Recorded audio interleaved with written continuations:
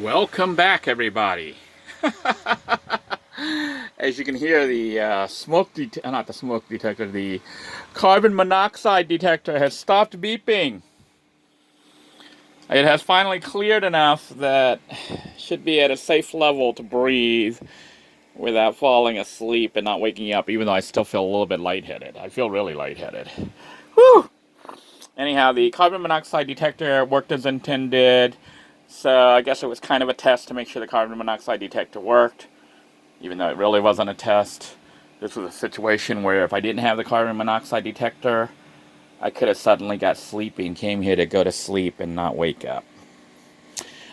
So very important to make sure you get a carbon monoxide detector and install it. Check the batteries if you have one already installed. Check those batteries every couple months or every couple weeks, just to make sure it's still working.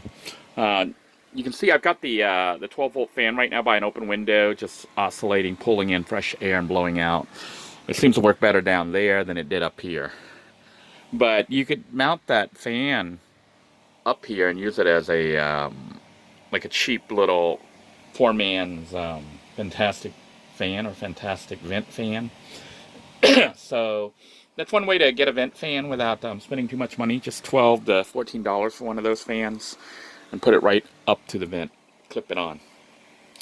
Anyhow, it is clear, so this is good right now. What you're looking at is a mess, because I'm in the middle of doing all these experiments. I've got a wire right now. This is a 16 gauge wire, which is actually not that good. It's 16 gauge. I really should use 10 gauge, which I'm probably going to go ahead and spend some money on. I got the wet spot here. I wonder why I got a wet spot. Is that from me? Must be. Can't figure out why I have a wet spot here. It got leaked or something. The floor's wet. So I'm trying to figure out why it's wet in here. Could it be from my shoes? I don't know where that wet spot came from, but it's a recent wet spot. Anyhow, I've got the white cable, which is a 16 gauge wire going out the window right now, and it's plugged. It's got an adapter to convert it from 15 amps to 30 amps for the RV, and the RV is plugged in. So right now the whole system the whole RV is plugged into the inverter. So I can power the RV electrical system, 120 volt system, with this this inverter right here when I have it turned on. Although the other day I blew the power meter level by plugging something in while it was on, which don't do that. Luckily the whole unit didn't blow, but the power meter did blow. I'm not going to worry about fixing it. You know, it's not really not that important. At least for me it's not. But this is the cable that goes back there that plugs in. And I think what I'm going to do is go ahead and splurge the $50 and get the 10 gauge RV wiring that they have for that. That way it's less likelihood of power loss when you're transferring such a long distance, as well as fire. You know, reduces fire hazard, because the thinner your wire, the hotter it can get, and the hotter it can get, the more prone you are to catching on fire. All my wiring right now is 10 gauge. This is all 10 gauge wiring right here. Everything's 10 gauge. So ideally you could use like 1 gauge. I think they even have like a 0 gauge. But you know, for practicality, I'm not going with 1 gauge. I'm going with 10 gauge. The RV wiring, the internal wiring, is 10 gauge. So for me to go 1 gauge doesn't really make any sense. I'll keep it at 10 gauge. Although for the battery system, wiring the power from the front cab RV battery, the leisure battery, to the battery bank that I'm going to be building underneath here on the outside, in that little cubicle, I may go ahead and try to get 1 gauge or maybe 6 gauge. I haven't decided yet.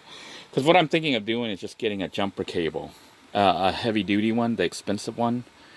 I think it's a 6 gauge, 4 or 6 gauge wiring, and using that to transfer power from the front to the back. I might even eliminate the front battery and just put all my batteries, like get 3 batteries that are the same size, all new, right there. That would give me 300 amp hours. Instead of 400. 300 amp hours of power for off-grid. I don't know if that's going to be enough. I mean, obviously it's not enough for everything, but hopefully it's enough for like one night of watching TV and using the computer and just functioning, you know. before having to charge it up the next day by driving the RV or turning the engine on. Anyhow, the rice is done. It did cook. This was kind of a partial test anyways that I wanted to do. What I wanted to do was basically run things off the 750 watt inverter like I do in Little Blue 2 while I'm driving. So what I can do is have a rice cooker, or I'm probably going to put another little power strip here. But basically have a little kitchen here that can go right here while I'm driving. And in it I can cook one or two, I might even put 2 rice cookers, depending. I can have 1 or 2 things cooking at the same time, depending on how much power I want to draw. Because if I have a large enough battery bank, unlike Little Blue with only 1 battery, if I had 3 battery, in the battery bank, I could possibly do 2 pots without worrying too much about draining it too low. That would allow me to cook the rice and the side dish at the same time, even on the 750 watt inverter. But if I was going to do that, I'd probably plug it into the 2000 watt inverter, because running 300 watts plus another 300 watts would be 600 watts on a 750 watt inverter is almost maxing it out. So it might be better to run it in that case off the 2000 watt inverter. And you might be wondering why I don't just run everything off the 2000 watt inverter. It's because whenever you have to convert power, there's like a power loss. This 2000 watt inverter uses power just by turning it on. So you're losing some, battery power. I'm already losing a lot of power because I'm not going super efficient. I'm not using super large wiring. I'm using 10 gauge instead of 1 gauge, which is a potential fire hazard. But honestly, the RV wiring itself, looking at the RV cable that they sell in the store, it's 10 gauge. It's not 1 gauge. So I don't think it makes sense for me to go, higher gauge than what they use for the RV itself. And like house wiring is like 10 gauge. At least the house wiring in the RV is 10 gauge. Although I think for doing the power transfer between the battery banks, I may try to go with 1 gauge, just to maximize the speed of power transfer. But that's what we're looking at right now. The next part of this experiment, I'm going to have to start the car back up again, or the RV back up again, and hopefully I don't get more carbon monoxide poisoning. I may have to, if I have that window open with this fan here blowing and sucking in air here, it's definitely sucking in carbon monoxide from this window if I have it open and doing that while the car's running. So I have to shut that window or something. But it finally stopped. That noise was pretty annoying, but it's designed to be annoying, so it wakes you up and gets you to safety. You need to get out of the room, get some fresh air. And that's all you do when the carbon monoxide goes off, carbon monoxide detector. But anyhow, we're going to try to run this system, the microwave. I'm lightheaded still. I don't know if you can tell that. I'm a little out of it from the carbon monoxide poisoning. Yeah, I just experienced some. So anyhow, we can turn this guy on right now. Right now, 3 batteries are hooked up, so I'm going to unhook the battery. Let's look at what the power looks like on our battery bank. We got 2 batteries right now in our bank. It says 12.0, which is very low. That's what, that's because the rice cooker is on. I'm going to unplug. I'm going to shut this off before I unplug it because I don't want to blow any circuits. Always better to shut off the inverter when you're plugging and unplugging things in, as I found out when I blew that meter. Anyhow, here we can look at the power, and it says 12.2, which is low. But I think my batteries, when they're fully charged, is like 12.2, 12.3. So it may be fully charged. It's just my batteries are old and not as good. Which is why I'm debating if I want to hold off a little bit and just use the 2 weak ones. Or just wait and get all new batteries. Get like 2 or 3 new batteries all at the same time. And then have a fully new battery system and use that. That would be the most ideal, but it's the most expensive.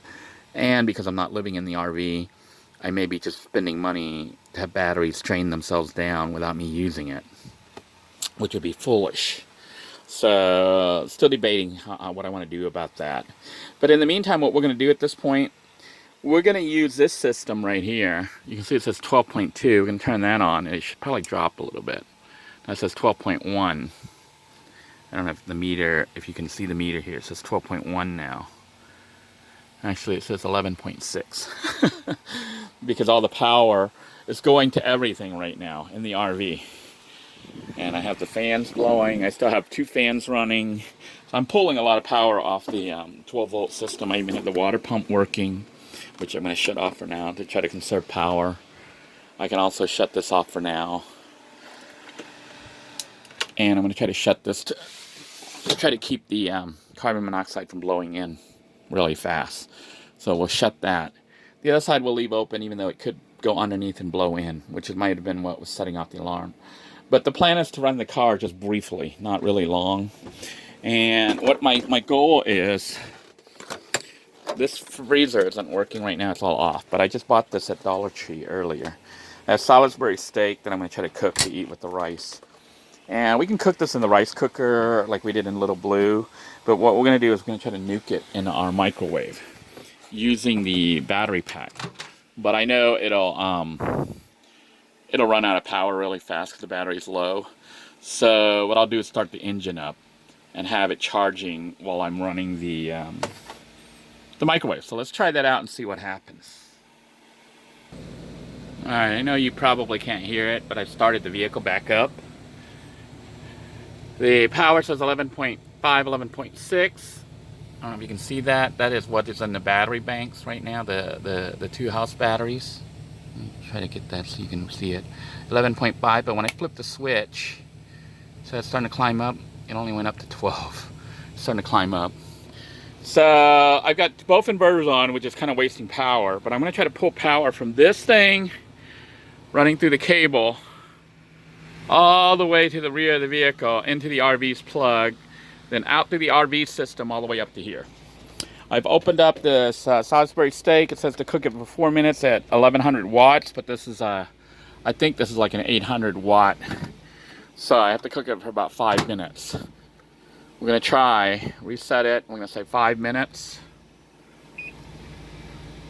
0, 0. Before I started, I want to see if this has got enough power. This is 12.3. When I run it, it's really going to drop. So we're going to try it now, okay? 12.3, we're going to try to run it off the 2000 watt inverter, sending power through the whole system and see if this actually survives enough to cook this. So we're going to hit start. Well, I don't know if you can hear the engine. Oh, it's out of power. Did not make it. System did not have enough power to run the microwave. Plugging everything in and running it through the whole system.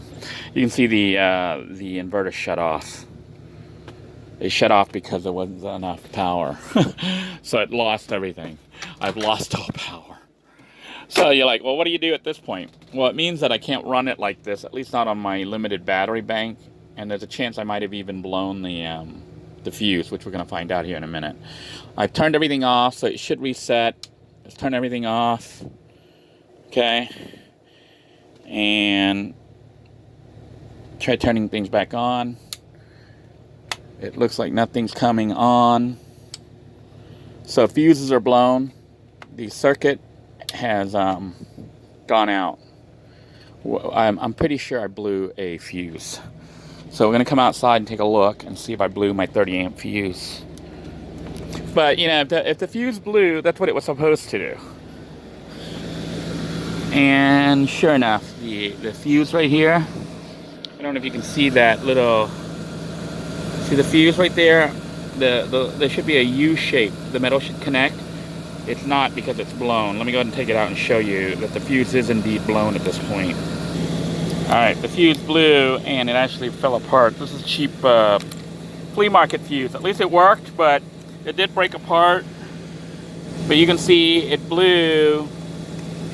That little connection right there, see that part right there with the discoloration? It melted like it was supposed to.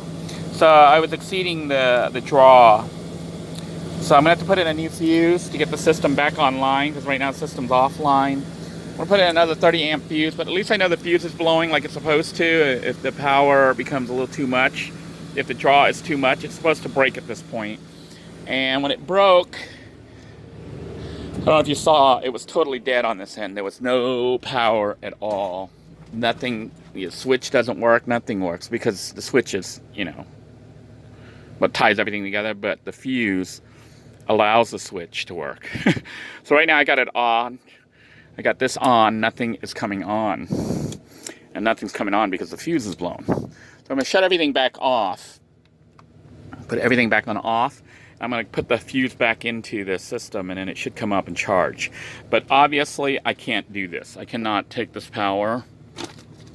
I can run it back then run the TV and stuff, which I've done, but I can't run the microwave from going through the RV and stuff. It's just too much power loss. And my battery pack's not strong enough. It was trying to draw more power than it could generate. So we're gonna try to run it by plugging it in directly, because I think that'll work. All right, as you can see, I've replaced the fuse here with another. Now I'm getting carbon monoxide detection going off again. From running the engine all that time, carbon monoxide built up into the back room again. So we're gonna have to air everything out again. Wow, this thing generates a lot of carbon monoxide when it's just sitting there, and I didn't run it that long, but you can see how fast you can get poisoned. I guess if nothing else, these 2 episodes are showing you the importance of having carbon monoxide detector. Because just running the engine on idle, I produced all that carbon monoxide that's enough to set off the detector, which could actually, it's fatal. You know, it's at a level that could be fatal. Anyhow, the engine is off and I plugged this back in. So I'm not sure where it's coming from. If it's coming from the front and blowing through the system, or if it's hitting here and then blowing and going up, or if there's a leak somewhere. But carbon monoxide is... the detector is going off, which means that we are having issues. I'm gonna turn the fan back on and let it air out some more. It could be coming through the back door. And what I'm gonna do is actually take this outside for now and let it, I'm just letting that fan blow air, and I'm gonna take this guy outside and reset it. But also kind of, let the system air out a little bit before I attempt to resume here, because I'm just resetting it by hitting the button. So it shut off, meaning there's no carbon monoxide here, but I do feel lightheaded, so there's a lot of carbon monoxide inside the RV right now. Probably not the safest thing to be doing right now. It's going in there. But I may have to cancel this experiment. We'll try one more time. Well, what I'm planning on doing, let me bring the carbon monoxide detector into the front section, because I don't want to be in here. It's still going off. There's carbon monoxide all out here. This is outside and it's going off. Blowing that to clear the sensor, but there's carbon monoxide all out here along this whole area. That's why, I don't know if you guys heard my spiel, like talking about when you're stealth camping, like at a Walmart parking lot or something, and you're laying there all cozy and you think you're fine. A car could pull up next to you, and they're sitting there idling with their engine running. Of course, that's what you do when you're idle. Your engine is running, but it will be producing carbon monoxide out the exhaust, hitting the pavement, and possibly blowing up into your vehicle while you're sleeping. You would never wake up. Basically, I don't know if you saw that, the alarm just went off when it detected a high level of carbon monoxide, enough to poison you. It went off. So if I was sleeping and I didn't have one of these things, I would just never wake up. And that could be you as well.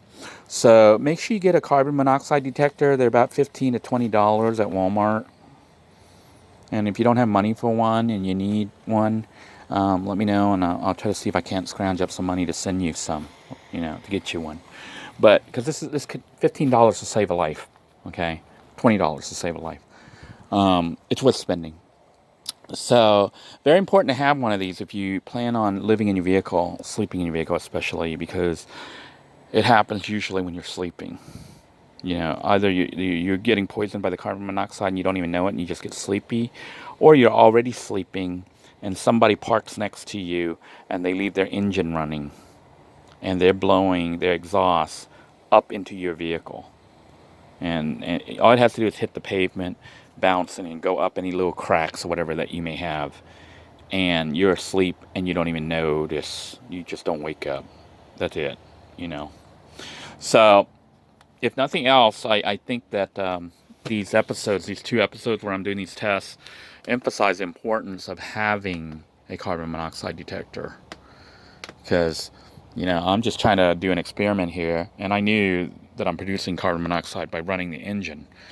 But I wasn't planning on making it a demonstration of the carbon monoxide detector in action. But it did go off, and you can see I need to clean up that mess. But basically, it did go off and possibly save me. You know, so I'm glad I had it hooked up. I'm glad it went off. It should be quiet now because it should all be cleared. I suspect there's still carbon monoxide in here. It's just not at the level to trigger off the detector, so I can let this run a little bit. What I'm trying to do is generate enough power to run from the inverter here directly to the microwave. I need to generate 800 watts at least. And then I think I did it before, where what I'm going to do is just unplug the microwave, which is plugged in right there. They have it on the wall. The RV's plugged right there. And plug it into a direct extension to the 2000 watt inverter. But right now the system should be all connected and working. If I turn this on, this is the vehicle's 2 batteries in the battery bank. It says 12.2, and when I hit the switch here, it may go up. See, it went up to 12.3 because it's connecting to the starter battery, which had a little bit more power from, you know, being charged up by the alternator. So right now the battery from the starter is actually sending power to the battery bank. But when I start it up, then the alternator is sending power to all 3 of them. It's not really wired correctly for hooking up a battery bank system, but this was just an experiment. So, you know, ideally, we'll talk about wiring later, but ideally you wire it a certain way. I don't have it ideally wired because I'm just testing things right now, trying to see what will work, what won't work. I know I can cook the rice just like I do with Little Blue. That's a given. I'm hoping that I can run the microwave. I may try it, you know, once I get the 2 or 3 batteries for the battery bank. And if it doesn't work, then I just wasted money, sort of. But if it does work, then I will have the ability to use a microwave. Not all the time, but like 1 or 2 meals, you know. So if you just needed to heat up something like popcorn or possibly a Salisbury dinner. But honestly, the Salisbury steak, it is seeing how much power the microwave is causing, you know, the issues with the circuits blowing and stuff like that. It may be better to heat this up in a rice cooker while you're driving. You know, we've done it before where we empty the contents into a rice cooker pot and have it on 300 watts and drive. And, you know, in about 15-20 minutes, it's done cooking. That may be the way I have to do it. So, once again, all this is just an experiment right now as I attempt to bring the RV to life and make it a tiny house on wheels that's off-grid capable. And, you know, that's why we're doing all these weird experiments. I want to thank you all for joining me. I think I'm going to go ahead and try one more time. I'm going to hook everything up and then try one more time to run this system and see if we can't get the microwave to cook. Alright, I've hooked up a direct line here. This is a 16 gauge wire, or not wire, but extension cord that I've hooked up. And I pulled the microwave plug from the wall there, that little socket, and I plugged it into the wire that goes directly into the inverter. So at this point right now, I'm going to try to shut this and see if that helps to reduce the amount of carbon monoxide coming in. I suspect it's coming through this door because it's blowing right there and possibly blowing and sucking up through the door and then going out the back or something. So we're going to try to start the vehicle up and then see if we can't get the inverter running here. Start the vehicle up, and the reason for starting it up is to generate electricity because I'm going to be pulling a lot. The microwave is going to pull a lot of power, and without the vehicle running, okay, let's try this again. So right now the battery says 12.2, which is the 2 battery banks, the 2 batteries that I have chained together. And if you can see that, it says 12.2 because the switch is off. But when I flip the switch on, it should go up. So it says 12.8, 12.9, okay? So it's reading okay right now. And I'm gonna go ahead and turn this guy on. And it should go down. Oh, it says 13. Okay, so, because it's not using anything right now. But you can see the microwave is blinking because it should work right now. In theory, everything's working. So what we're gonna do is set the power at 5 minutes. Clear, and then do 5 minutes. And start. All right, cross your fingers. Oh, it shut off again. The whole system shut off, which tells me this may not work. Maybe my wiring between the batteries is too small right now. The wiring between the battery, yeah, the 10 gauge is not enough. The wiring from the battery to the inverter is blowing the fuse. It's trying to draw too much power. The whole system just shut off. So this experiment's canceled. I'm gonna have to cook my Salisbury steak in a rice cooker to eat. We're not gonna be able to do it using the inverter and the microwave, which kind of sucks. But it tells me the wiring is not good enough. I'm gonna have to upgrade and go to larger wiring for the inverter itself. I'm gonna have to get larger wire to go up between these inverters. Otherwise, this is gonna keep blowing. The microwave is just too much. As you can see, the fuse here has blown. The 30 amp fuse. The microwave is pulling more than 30 amps. I think there's a surge when you first turn it on. I think that's what's doing it. The surge. Yeah, the other day we ran the microwave and it ran because we had we didn't have a fusible link. So that microwave is taking more than 30 amps on this little wire. It's melting it right there. So I'm going to replace the fuse with another 30 amp. I don't think I can run the microwave with a 30 amp fuse. Might need a larger fuse, but then, you know, the wiring could melt. Maybe I have to give up the idea of running a microwave while off-grid, which kind of sucks. Well, we're going to look at it again. I am going to go ahead and replace this fuse with another 30 amp fuse and call it a day because, you know, it's been a lot of failure and I'm getting hungry. I'm getting really, really hungry. The whole idea of all this was to test the cooking system, and obviously it's not working. So I'm going to use the inverter cooking system to cook in the rice. I am going to go buy a new battery, you know, house battery for Little Blue. I'm going to keep the other one, the weak one, in here for now, for testing purposes, and I might swap the good one in here later. So we're gonna get a brand new battery, marine battery, just like the one we have under here.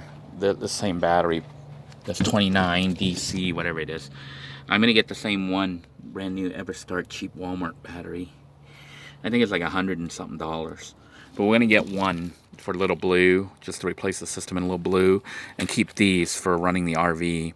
I don't want to spend too much money right now because the whole idea of having all this was to run a microwave. And if it's not going to work, I don't want to waste all this money. I mean, it would if I wire everything with 1 gauge and do it all over, which I might still have to do if I want to do that.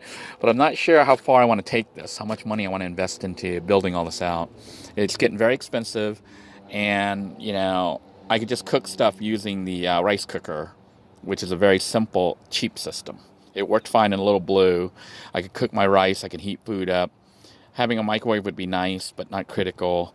Having a microwave when we go to an RV park or something that we can plug in, it'll work. The whole system works. You know, it just doesn't work off the inverter and the house battery system. So it's kind of a balancing game. You know, how far do you want to go? Do you want to spend thousands of dollars on the system or only hundreds? I'm opting for hundreds and not thousands. So until next time, everyone, take care. God bless you all. Please stay safe. I hope you found this video informative, if not entertaining. I am going to go ahead and replace this fuse and call it a day. Take care, everyone. Bye-bye now.